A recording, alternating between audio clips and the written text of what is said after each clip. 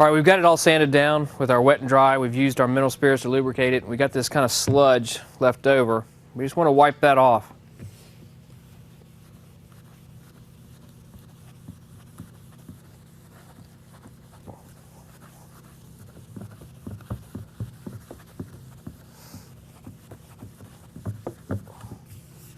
Starting to get real smooth, feel slick, and that's what we want. There's a few little slick areas in here. I don't know if you can pick them up or not, but we want to take care of those now. And the way we do that is with 4-0 steel wool. We're going to hand rub that and smooth that out even more. If you look under a microscope, we're basically taking off a very thin film now with the steel wool. And what that does, again, it gives us much smoother surface.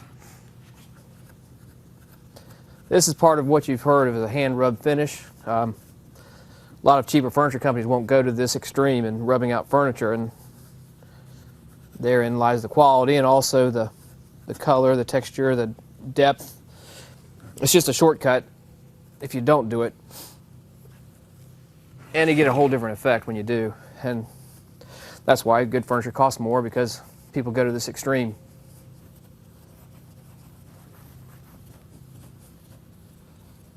Imagine this was a dining room table, how much rubbing I'd have to do, and you kind of get the feeling of what I'm talking about.